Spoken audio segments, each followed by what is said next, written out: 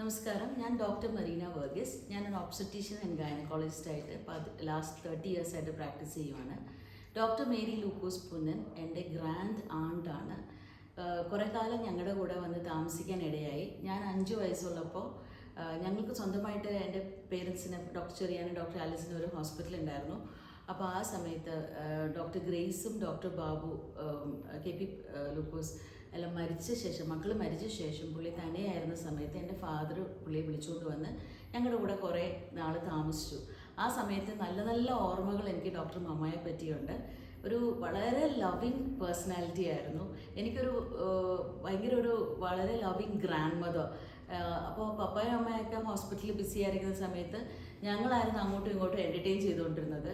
ഇപ്പോൾ കുറച്ച് മെമ്മറീസ് എനിക്ക് ഡോക്ടർ മമ്മയെ പറ്റിയുള്ളത്, പുള്ളിക്ക് പപ്പായ വളരെ ഇഷ്ടമായിരുന്നു. അപ്പോൾ എന്നെ ഇരുത്തി പപ്പായ കഴിപ്പിക്കും. അതുപോലെ മുട്ട, ഡെയിലി ഒരു മുട്ട ഒരു ബുൾസൈ രൂപത്തിൽ കഴിക്കുമായിരുന്നു. ആൻഡ് ഷി വാസ് എന്താ പറയുന്നത്, ഉള്ളിൽ ഒത്തിരി സ്നേഹമുള്ളൊരു ആളായിട്ടാണ് എനിക്ക് തോന്നിയിരിക്കുന്നത്. അപ്പോൾ ആ ഒരു സമയത്ത് പുള്ളിയുടെ ഏത് ഫോട്ടോ എടുത്താലും വളരെ സീരിയസ് ആയിട്ടും സങ്കടപ്പെട്ടും ഒക്കെ ഇരിക്കുന്ന ഒരു മുഖ എക്സ്പ്രഷനാണ് കാണാറ്. പക്ഷേ എനിക്ക് എൻ്റെ കയ്യിലൊരു ഫോട്ടോ ഉണ്ട്. ഞാൻ എന്തോ പറയുമ്പോൾ മമ്മ ഒരു നല്ല ഉള്ളിൽ നിന്നുള്ളൊരു ചിരി വന്ന ഒരു ഫോട്ടോ ഉണ്ട്. എനിക്കത് എൻ്റെ ജീവിതത്തിൽ എനിക്കത് വളരെ പ്രഷ്യസ് ആണ്.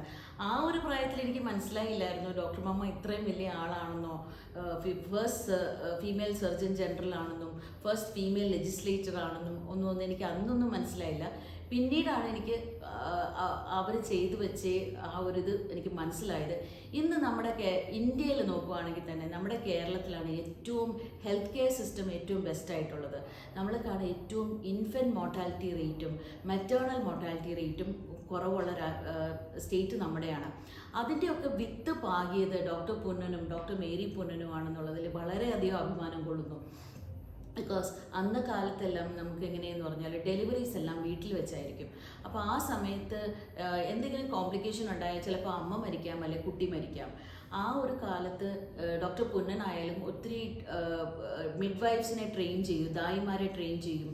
പിന്നെ ഡോക്ടർ മേരി ആണെങ്കിലും ഓരോ വീടുകളിൽ കയറി ഇറങ്ങിയിട്ട് ഹോസ്പിറ്റൽ ഡെലിവറിയും കൊണ്ടുള്ള അഡ്വാൻറ്റേജസ് എല്ലാം ആൾക്കാരെ പറഞ്ഞ് മനസ്സിലാക്കി ഒത്തിരി ജീവൻ രക്ഷിച്ചിട്ടുണ്ട്.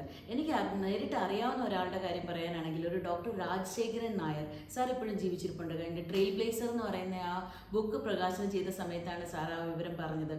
സാറിൻ്റെ അമ്മ സാറിനെ പ്രസവിക്കുന്ന സമയത്ത് തല സ്റ്റക്കായിരുന്നു. ആ ഒരു സമയത്ത് എങ്ങനെയെന്ന് പറഞ്ഞാൽ നമ്മൾ സിനിമ ഡയലോഗിൽ പറയുന്ന പോലെ ഒന്നില്ലേ അമ്മയെ രക്ഷിക്കാം, അല്ലെ കുഞ്ഞിനെ രക്ഷിക്കാം എന്ന് പറയുന്ന ഒരു സിറ്റുവേഷൻ ആയിരുന്നു അത്. അപ്പോൾ അന്നത്തെ കാലത്ത് ഡിസ്ട്രക്റ്റീവ് സർജറി എന്ന് പറഞ്ഞാൽ ആ കുഞ്ഞിൻ്റെ തല സ്റ്റക്കായാൽ വരില്ല എന്നറിയാം. അപ്പോൾ അമ്മയെ രക്ഷിക്കാനാണ് എല്ലാവരും നോക്കാറ്. അപ്പോൾ ആ കുഞ്ഞിൻ്റെ തലയിലോട്ട് ഒരു കൊടില് പോലത്തെ ഒരു ഡിസ്ട്രക്റ്റീവ് സാധനമുണ്ട്, ഞങ്ങൾക്ക് പഠിക്കുന്ന സമയത്തുണ്ട്. അത് വെച്ചിട്ട് ആ കുഞ്ഞിൻ്റെ ബ്രെയിൻ കലക്കിയിട്ട് ആ കൊച്ചിനെ വലിച്ചെടുക്കുകയാണ് ചെയ്യുന്നത്. അപ്പോൾ അങ്ങനെ ചെയ്യാൻ പ്ലാൻ ചെയ്തിരുന്ന ഒരാളായിരുന്നു ആ സാറ്.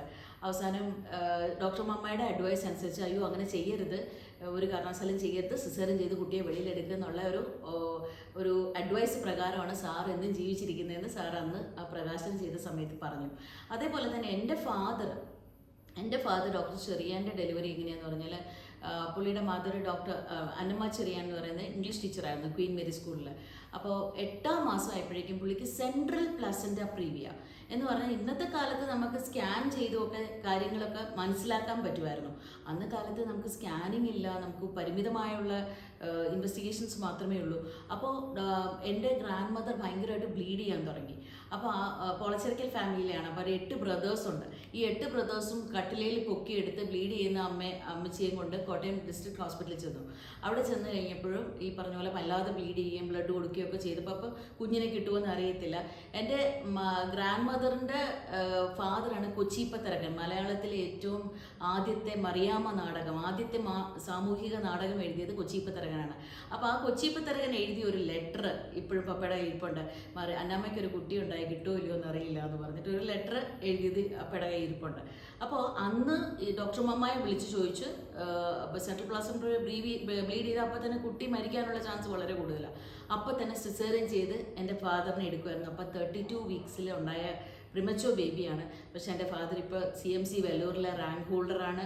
ഇതിനെല്ലാം സഹായം ചെയ്തിരിക്കുന്നതും സ്പോൺസർ ചെയ്തതും എല്ലാം ഡോക്ടർ മമ്മയാണ്. എൻ്റെ ഫാദറിൻ്റെയും മദറിൻ്റെയും കല്യാണം നടത്തിയത്. എൻ്റെ അമ്മ ഒരു ഗൈനക്കോളജിസ്റ്റാണ്. അമ്മയെ പോയി പെണ്ണ് കാണുന്നതും എൻ്റെ അമ്മ വളരെ എഫിഷ്യൻ്റ് ആണെന്ന് പറഞ്ഞിട്ടാണ് ഈ ഒരു കല്യാണം നടത്തിയത്. അപ്പം ഞങ്ങളുടെ ജീവിതത്തിൽ ഡോക്ടർ മമ്മായിക്ക് നിർണായകമായ ഒരു പൊസിഷനുണ്ട്. ഞങ്ങൾ എന്നും വളരെയധികം സ്നേഹത്തോടെയും ബഹുമാനത്തോടെയും പുള്ളിയെ ഓർക്കുന്നു. ഈ 100-ാം വർഷം, പുള്ളി ഫീമെയിൽ ലെജിസ്ലേറ്റർ ആയ ഈ 100-ാം വർഷം ഞങ്ങൾ വളരെ അഭിമാനപൂർവ്വം പ്രത്യേക പ്രാർത്ഥനയോടുകൂടി പുള്ളിയെ ഓർക്കുന്നതായിരിക്കും. പിന്നെ ഞാനൊരു ഒബ്സ്റ്ററ്റീഷ്യൻ ആയതുകൊണ്ട് ഒരു സിസേറിയൻ ചെയ്യാനായിട്ട് ഞങ്ങളുടെ ഇന്നത്തെ കാലത്ത് പോലെ നമ്മൾ സിസേറിയൻ ചെയ്യുന്ന സമയത്ത് എന്തൊക്കെ ബുദ്ധിമുട്ടുകളുണ്ടെന്ന് ഞങ്ങൾക്ക് അറിയാം. പക്ഷേ ആദ്യമായിട്ട് സിസേറിയൻ ചെയ്തത് ഒരു റാന്തൽ വെളിച്ചത്തിലായിരുന്നു. ഒന്ന് ആലോചിച്ച് നോക്കി, ഒരു റാന്തൽ വെളിച്ചം എന്ന് പറയുമ്പോൾ എന്തോ ഒരു ഷാഡോസ് വരും. അപ്പോൾ നമുക്ക് ബ്ലീഡ് ചെയ്യുന്നിടത്ത് കാണാൻ പറ്റില്ല. അതെല്ലാം തരണം ചെയ്താണ് ഡോക്ടർ മമ്മ അതെല്ലാം ചെയ്തത്. ആ ഒരു എന്താ പറയണ്ടേ, ആ ഒരു ഡെഡിക്കേഷൻ, നമ്മൾ പേഷ്യൻറ്റിനോടുള്ള കെയർ, അതെല്ലാം വളരെയധികം നമ്മൾ നോക്കിക്കണ്ട് പഠിക്കേണ്ട കാര്യങ്ങളാണ്. പിന്നെ അതേപോലെ തന്നെ ആദ്യ സിസേറിയൻ ചെയ്തത് ശബരിമുത്തു എന്ന് പറയുന്ന ഒരാളെയായിരുന്നു. ശബരിമുത്തുവിൻ്റെ പേരൻസിന് ഒത്തിരി കുട്ടികൾ പോയി പ്രസവ സമയത്ത് മരിച്ചു പോകാനിടയുണ്ടായി.